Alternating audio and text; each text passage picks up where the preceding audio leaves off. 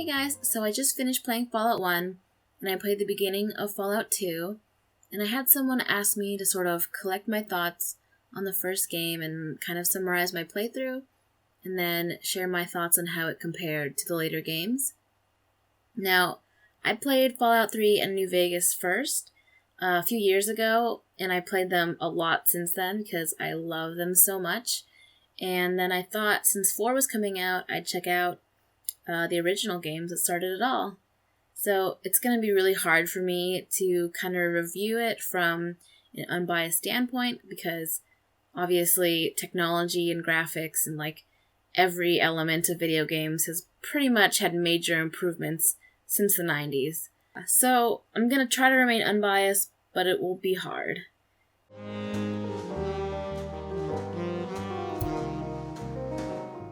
So, right off the bat, you get this amazing cutscene and graphics, which I can only assume were pretty impressive for the time.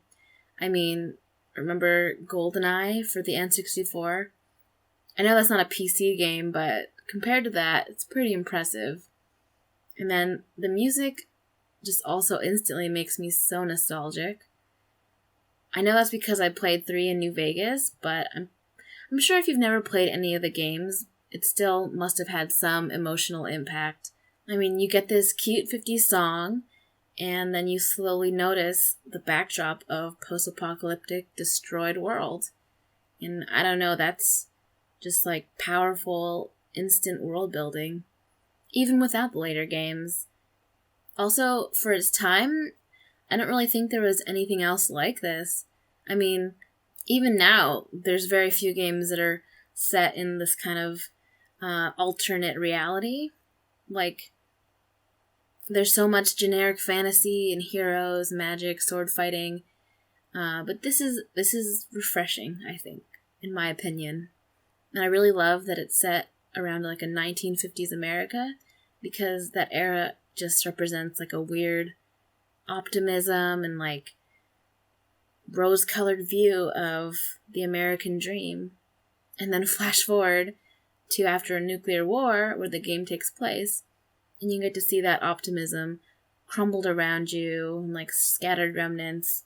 I don't know, it's romantic, it's poetic, it's melancholy, and that's my shit. That's my shit, guys. Okay, this part is one of the most crucial moments of the game and can really have an impact on your enjoyment of Fallout 1. In 3 in New Vegas, I usually pump my character's charisma to the max and not much else because I really enjoy unfolding as much of the story as I can, and I'm not too worried about the combat. I mean, I enjoy it, but I just don't think that like a higher strength or higher perception really affect my enjoyment of the combat. And then from my experience from the later games, like the base stats of your character don't really matter that much as far as completing the game goes and having a good time. And I would even go so far to say that all recent RPGs sort of have that system where you can't really fuck up too badly with the character creation, even if you really try. Like, for example, I just made a character in Fallout 3, and it's on my channel if you want to watch it. It's a 0 strength, 0 intelligence build. And the only real difference that I've had is that the carrying capacity is like annoyingly low. But isn't it always? Am I right? Anyways, for Fallout 1, you can really fuck up. My character was fairly average in everything except for charisma, and even that was fucked up. Like, I was reading up on it after I finished the game, and apparently if you have low intelligence, you can't even have conversations with people. Like, they just won't talk to you. My intelligence was fairly low. I think it was either 5 or a 4, because it seemed like my speech options were halved. Like, I just, instead of saying things to people, I would just say, I don't know, fucked up things. I can't really give an example. Maybe I will. I'll put low intelligence for an example for this review so you can see.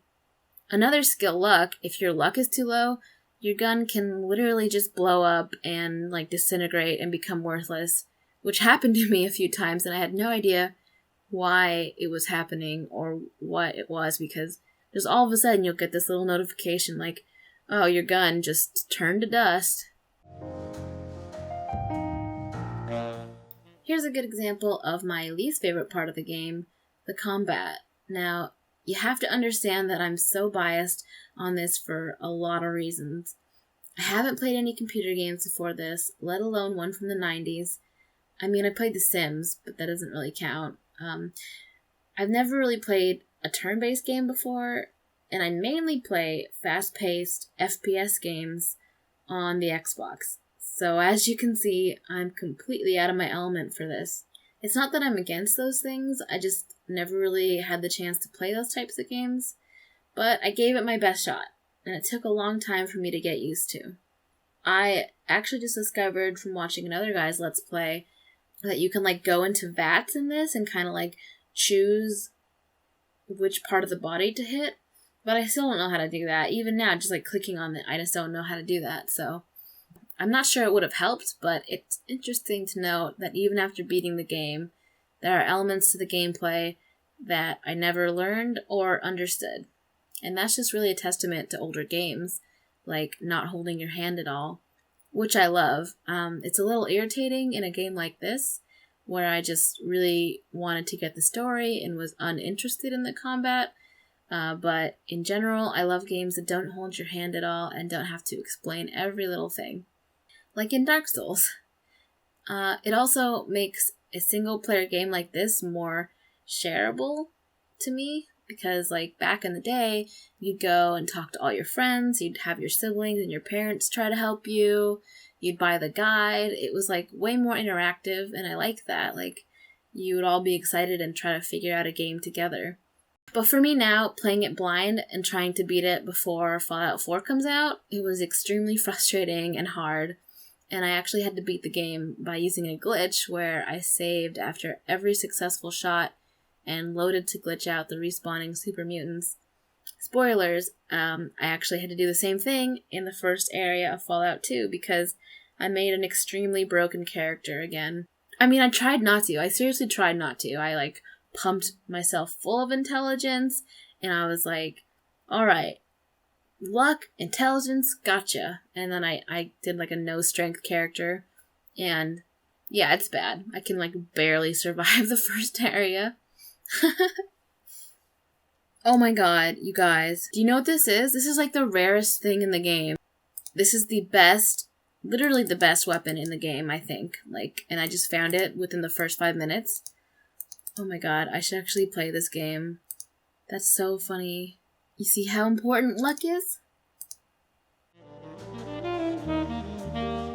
Here's a good topic. The Uncanny Valley characters. So I guess the most important characters in the world have these facial animations. To me, they're extremely creepy, but I also have to admit that they're very advanced for their time, and I was surprised to see, like, not only the animations, but also voice acting for characters, so that's pretty cool. As far as individual characters go, I didn't really have any that stood out, but I also think I had, like, a fucked up character that limited my speech options. Like, I only managed to recruit one companion for the entire game, not for lack of trying, who I had to hire for 100 caps, by the way, Ian, and he died. So much for pumping my stats into charisma. Secondly, I know that the most important characters had, like, animations and voice acting, but I hardly interacted with them, like, more than the regular characters. And I think I liked the lieutenant the most, but I also thought he was the master the whole game, until I killed him and nothing happened, so I clearly did not play the game like you're supposed to, so you can easily fuck things up in this game.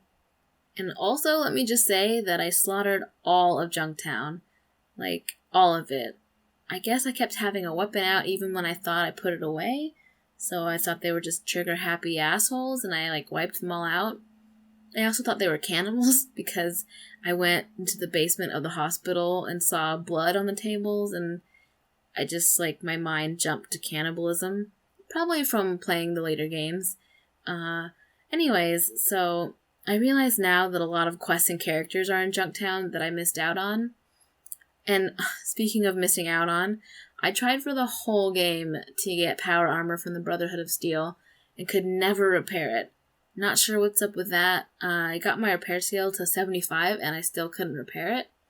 It might be that I just had really bad luck and every time I tried, I just happened to fail, but whatever. So what I'm saying is I basically had a really fucked up run, most likely because of like a combo of my character stats and my inexperience with these kinds of old turn-based RPGs. So, would I recommend this for you to play? Is it worth it to play the classic Fallout games? I think it depends on your patience and whether or not you like long games, because if you can get past the combat system and the slower pace, I think it has a lot of really great elements. It's also just really nice to see how much of the Fallout creatures and lore came from this very first game. Like the mole rats, the ghouls, the super mutants, the raiders, they're all here. The NCR gets its start here, the Crimson Caravan, the whole FEV thing. And there are so many references in the later games to Fallout 1 and 2, and I remember playing them, and they'd always mention the Master, and now in this one you actually come face to face with him, or her, or it. The only thing I will say, though, is do not play this blind. Plan your character and make sure it's a good one. I actually want to replay it with a better character because I missed so much. I missed a lot of the story just because I was I have to play this blind. I don't want to ruin my experience.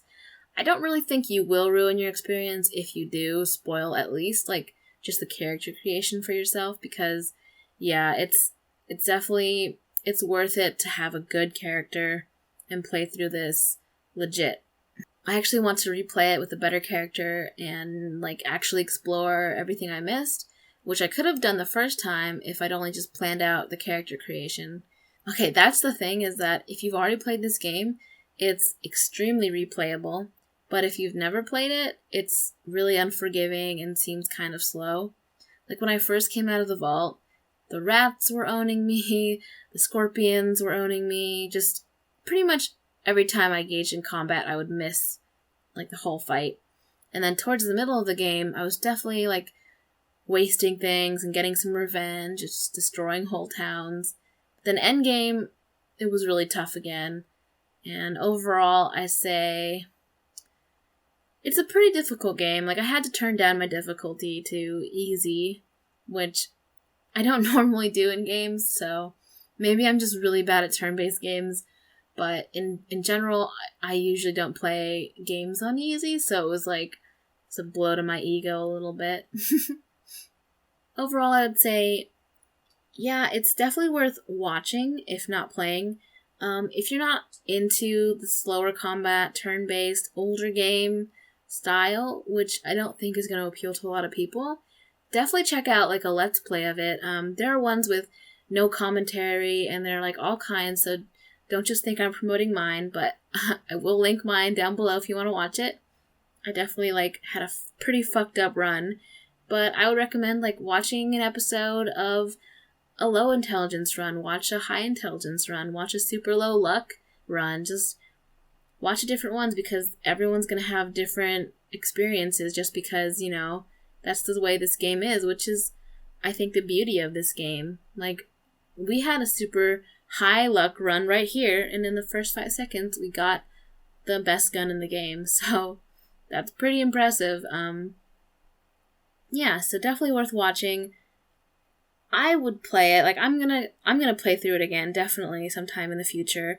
I'm gonna play 2. I've heard that 2 is better. I've heard that it's worse. So we'll see. Thanks for watching this review. I hope it helped in some way, and thanks for watching. Bye, guys.